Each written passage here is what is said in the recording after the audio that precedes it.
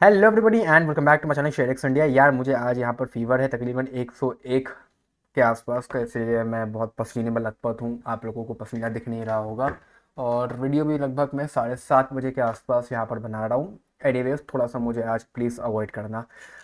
IPO के बारे में मेन बात करने वाले हम लोग यहाँ पर। ओसवाल पंप की आने वाली है यहाँ पर आज अलॉटमेंट बाहर। बहुत सारे लोग पूछ रहे हैं कि भैया अलॉटमेंट के बाद इसको होल्ड करना है कि नहीं करना है। देखो, ऑनेस्टली इसके ऊपर तो मैं एक सेपरेट वीडियो बनाना चाह रहा था, बट अगर मैं आप लोग को यहाँ पर गाइड भी करना चाहूँ, अ, देखो बहुत बढ़िया कोई अंडर वैल्यूड कंपनी नहीं है। 7,000 करोड़ के आसपास का मार्केट कैप पे आ रहा है आईपीओ।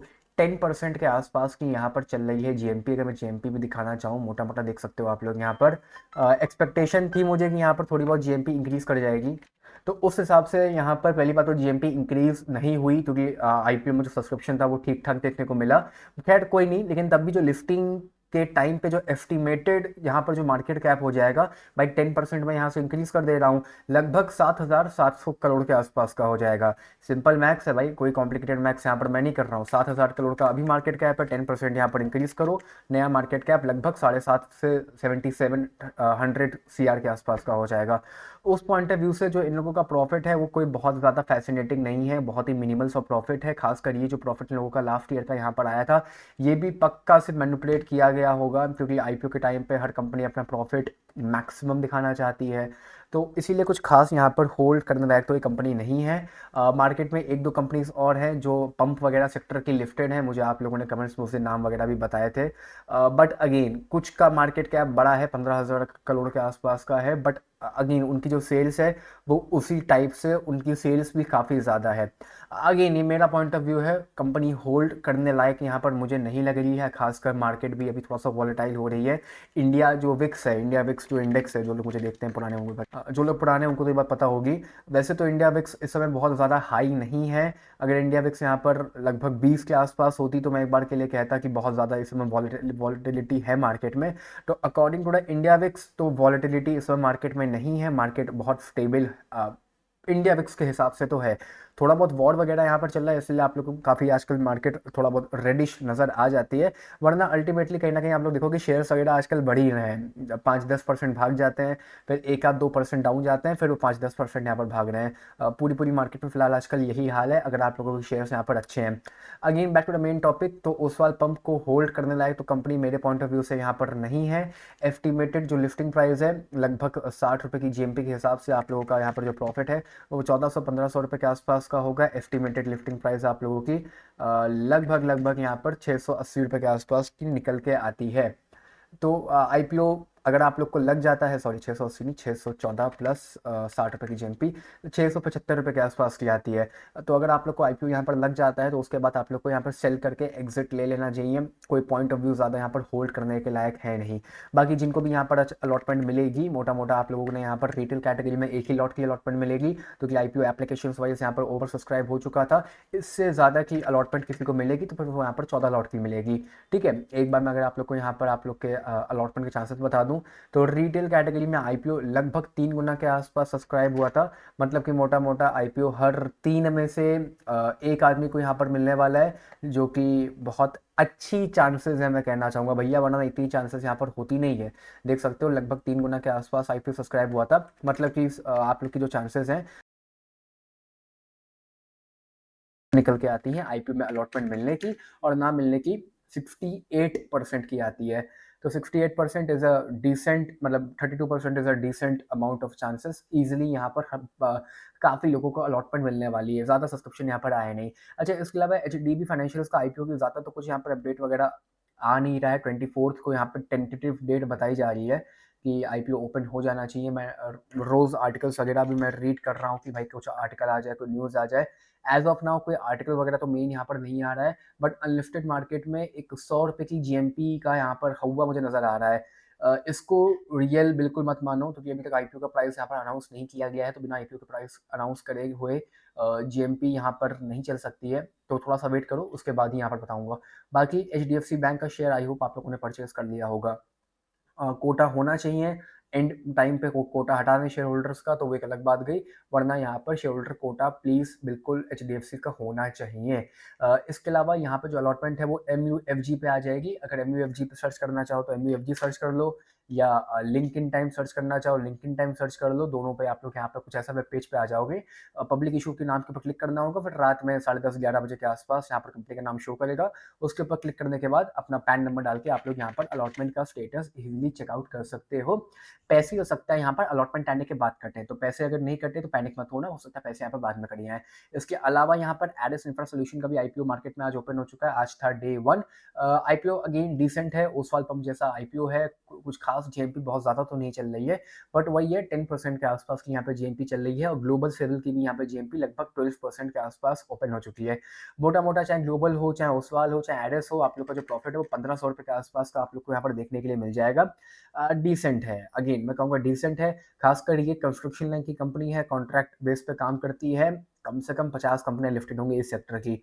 ओवरऑल सेक्टर ठीक है भाई, म्यूचुअल फंड वगैरह भी सेक्टर को अपनी नज़र यहाँ पर रखता है, बट वही डिपेंड करता है कि कितने कॉन्ट्रैक्ट इनको मिल रहे हैं, कितना पैसा इन लोगों को मिल रहा है। क्योंकि कई बार क्या होता है कॉन्ट्रैक्ट फिर मिलते नहीं है, एक बार मिला फिर अगले 3-4 साल तक कॉन्ट्रैक्ट नहीं मिलते हैं, ये होता रहता है। मतलब ये इस सेक्टर में बहुत आम बात है। क्योंकि भाई देसी भाषा में बोलूँ तो ठेकेदार है, ऑर्डर मिल गया, कोई बिल्डिंग विल्डिंग का बना दी, नहीं मिला तो नहीं मिला। तो ये इस लाइन में बहुत कॉमन है, ये इस लाइन में बहुत कॉमन है। कॉम्पिटिटर्स वगैरह भी लिस्टेड हैं, आप लोग इजीली चेकआउट कर सकते हो। बाकी मोटा मोटा अप्लाई करना है, बिल्कुल करना है।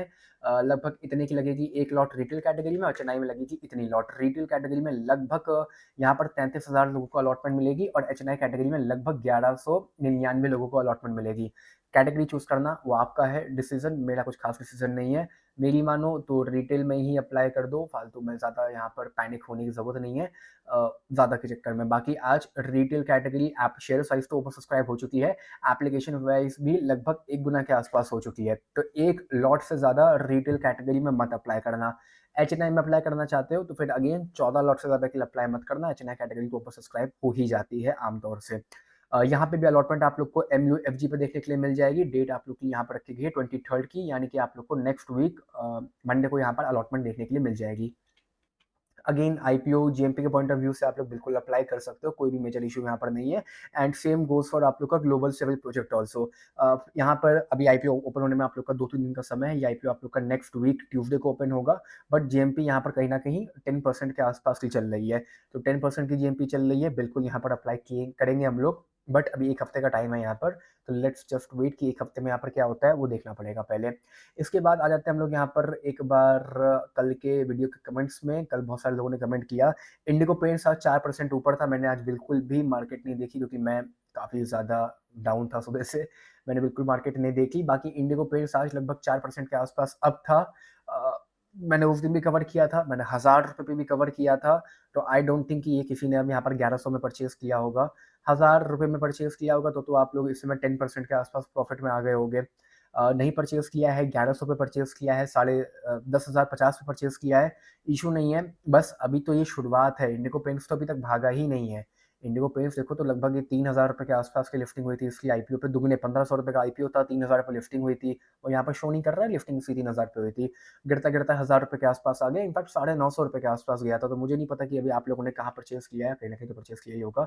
बाकी इंडिगो पेंट्स में अगर मैं कुछ बताना चाहूँ तो बेहतरीन कंपनी है। बर्जर पेंट हो गया, एशियन पेंट हो गया, इंडिगो पेंट्स हो गया, नेडोलैक हो गया। एशियन पेंट्स को बिल्कुल भी मत छूना, वो 2-3 लाख करोड़ की कंपनी है, वहाँ पर कोई पैसा नहीं बनेगा। जो पैसा बनेगा वो इंडिगो पेंट से बनेगा। ईयरली प्रॉफिट इन लोगों का इंक्रीज कर रहा है। लास्ट ईयर थोड़ा सा इशू था, बट बिल्कुल भी पैनिक मत होना। भरोसा बना के रखो, मेरे ऊपर चाहे बना के रखो, नहीं रखना है मत रखो, डीआईएस के ऊपर बना के रखो। 1% से बढ़ा के होल्डिंग 16-17% की यहाँ पर कर दी है।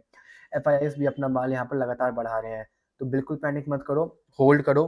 कब चलेगा मुझे नहीं पता, लेकिन बहुत जल्द चलेगा, और जैसे ही चलेगा फिर कोई पकड़ नहीं पाएगा। कोई आर्टिकल वगैरह अगर मैं इंडिको पेंट्स पे आप लोग को यहाँ पर बताना चाहूँ तो आर्टिकल वगैरह सच कोई मेजर आई डोंट थिंक यहाँ पर कोई होगा। कोई मेजर आर्टिकल वगैरह नहीं है, बस इजीली आप लोग यहाँ पर होल्ड कर सकते हो। इसके अलावा प्रीमियर एनर्जी को भी मैंने कई बार, अभी आप लोगों से रिसेंट का आईपीओ था अराउंड 6-8 महीने पहले ही आया था, होल्ड करो। प्रीमियर एनर्जीज को लगभग 1,000 रुपये के आसपास मिल रहा है। अब की जाएगा तो जो 1,400 रुपये के आसपास का इसका ऑल टाइम हाई था उसको ब्रेक कर देगा।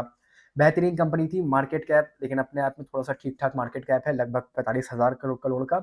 अच्छी बात यहाँ पर ये है कि प्रॉफ़िट इन लोगों के इंक्रीज़ कर रहे हैं। अब एक आध क्वार्टर का रिज़ल्ट यहाँ पर और आने दो। पिछला साल तो इन लोगों का बहुत अच्छा गया था, उससे पहले लॉस था, तो अब यहाँ पर एक आध क्वार्टर का रिज़ल्ट यहाँ पर और आने दो, तो फिलहाल इसको होल्ड कर सकते हो। अगर ₹1000 के आस-पास भी है, क्योंकि नीचे ये कभी गया नहीं, आईपीओ में लगा होगा, आईपीओ में लगा था तो ईज़िली फिलहाल भी कुछ टाइम तक के लिए और होल्ड करो।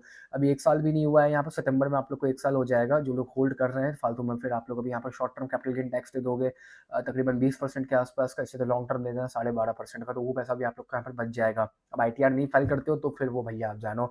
बाकी ये एक शेयर है ऑप्टिमस इंफ्राकॉन करके, इसको प्लीज़ परचेज़ मत करना, ये 3-4 दिनों से भाग रहा है, 3 महीने में लगभग दुगने के आसपास हो चुका है।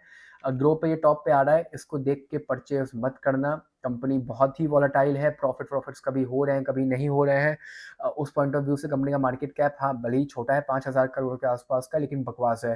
क्योंकि अगर यहाँ देखो तो 5,000 करोड़ का मार्केट कैप है, इतना ही मार्केट कैप इंडिगो पेंट्स का है, वो 200 करोड़ के प्रॉफिट में बैठे हैं, वो भी हर साल डिक्लेयर कर रहे हैं। और ये लोग क्या डिक्लेयर कर रहे हैं? कुछ डिक्लेयर नहीं कर रहे हैं। 90 करोड़, 1 करोड़, 1 करोड़ माइनस में, फिर एकदम से 50 करोड़ प्रॉफिट हो गया, तो उस हिसाब से ये अभी थोड़ा-सा अवॉइड करो इसको। अच्छा, इरफाकॉन या इंटरकॉम के जो शेयर्स होते हैं वो भी लंबे समय के लिए चलते हैं, तो फिलहाल इसको प्लीज़ अवॉइड करो। 1-2 दिन में पहले बाय किया था, थोड़ा बहुत प्रॉफिट यहाँ पर हो गया तो देख के निकल जाओ। यहाँ पर कोई भी मैं टारगेट-वारगेट नहीं दूँगा, बिल्कुल भी सेलिंग बाइंग की रिकमेंडेशन मैं नहीं दूँगा। बीएससी रोज़ 1-1% यहाँ पर गिर रहा है, तकरीबन 12% के आस-पास गिर चुका है। मेरा टारगेट यहाँ पर ₹2500 के आस-पास का था, वहाँ से 3000 चला गया। अच्छी बात है, बहुत अच्छी बात है, मैं गलत था, टारगेट बहुत ऊपर चला गया, बहुत बढ़िया बात है। बट अगेन वही वाली बात है, सस्टेन नहीं कर पाएगा। 2500 के भी नीचे आएगा, खासकर ये तो अब एएसएम में जा चुका है। ये एएसएम में जा चुका है, तो एएसएम में तो स्टॉक वैसे फिर भी नहीं भागने वाला। हो सकता है ये आप लोग को 2200-2300 रुपए के आसपास का मिल जाए। एक लेवल होता है ना, उस लेवल के ऊपर ही भाग चुका था। विशाल मेगा मार्ट भी आज यहाँ पर काफ़ी हाई था मॉर्निंग में, उसके बाद ये थोड़ा बहुत डाउन चला गया। पैनिक नहीं है, आईपीओ लगा था तो आईपीओ ₹120 के आसपास लिस्टिंग हुई थी यहाँ पर, उसी के बीच में ट्रेड कर रहा है। ईज़िली होल्ड करो फिलहाल कुछ टाइम तक, उसके बाद में हम लोग यहाँ पर देखते हैं। गार्डन शिप रिसर्च को मैंने यहाँ पर यू पैटर्न बनाने का टारगेट दिया था, जो कि कंप्लीट हो चुका है। उसके बाद मैंने यहाँ पर पुल बैक का भी आप लोग को बताया था कि यू पैटर्न बनेगा, फिर पुल बैक होकर ऊपर भागेगा। तो पुल बैक यहाँ पर कंप्लीट हो चुका था। पुल बैक यहाँ पर 3000 क्रॉस करके 3300 जाने के बाद 10% का पुल बैक भी इसने दिखाया था। और ये सब चीज़ें मैंने आप लोग को अपनी वीडियोस में बताई थी। मैंने 12% के आसपास का पुल बैक भी दिखाया था। उसके बाद ये फिर से थोड़ा-थोड़ा अब रेडी हो रहा है भागने के लिए। तो प्रीवियसली कहीं बाय किया था तो ईज़िली होल्ड करो, सेलिंग करने की यहाँ पर कोई भी आप लोग को नीड नहीं है। Dam capital all time high कब बनाएगा? डैम कैपिटल देखो यार, कैपिटल मार्केट का स्टॉक है, फिलहाल तो ये आजकल काफ़ी ज़्यादा डाउन जा रहा था, इधर 1 हफ्ते में 12% के आसपास से गिरा भी था। आईपीओ के टाइम पे लिफ्टिंग बहुत अच्छी हुई थी उसके बाद, बट अब ठीक है, क्योंकि हम लोग बॉटम पे ही हैं, मैं भी यहाँ पर पड़े हुए, मेरे पास भी, मैं बॉटम पे ही हूँ। तो होल्ड करते हैं कुछ टाइम तक, 1-2 यहाँ पर क्वार्टरली रिजल्ट देखते हैं, उसके बाद ही बाय करेंगे, क्योंकि नो डाउट अंडर वैल्यूड है और प्रॉफिट भी इन लोगों का ठीक-ठाक आ रहा है। 100 करोड़ के आसपास का प्रॉफिट धीमे-धीमे हो रहा है, तो उस पॉइंट ऑफ व्यू से ये थोड़ा-सा शेयर में भी यहाँ पर वैल्यूएशन गैप है, थोड़ा-सा अंडर वैल्यूड मैं यहाँ पर कहना चाहूँगा। बाकी इसके अलावा कैंप्स को आप लोग बिल्कुल होल्ड करो, कल्याण को भी कोई बाय करना चाहे बाय कर सकता है। भागा नहीं है, ₹500 के आसपास ये मिल रहा है, अब की जब 800-900 जाएगा तो रुकेगा नहीं, सीधा भाग के अपना ऑल टाइम हाई फाड़ देगा। दिवाली के बाद होगा ये चीज़, बट अगेन ये होगी। अमर राजा इंडिगो पेंट्स में 20-20 हज़ार रुपए डालने हैं, दोनों में 10-10 हज़ार रुपए डाल सकते हो, बहुत बढ़िया। बाकी आज की वीडियो में इतना ही, थोड़ा-सा मेरे को भी अनकंफर्टेबल लग रहा है, इसलिए मैं वीडियो पॉज़ कर रहा हूँ। बाकी सीडीएसएल वगैरह भी साइडवेज़ था आज यहाँ पर। बेहतरीन स्टॉक्स है, कोई मेजर यहाँ पर इश्यू नहीं है। तो आई होप देखो ओवरऑल मार्केट यहाँ पर साइडवेज़ ही है 1-2 दिनों से, तो कोई पैनिक करने की नीड नहीं है। इज़िली आप लोग होल्ड करो, पैसा रखा है तो थोड़ा-सा अभी वेट करो, ईरान को थोड़ा-सा अभी हल्का-सा और फाइट करने दो, उसके बाद हम लोग यहाँ पर क्या करते हैं, और पैसा यहाँ पर डाल सकते हैं।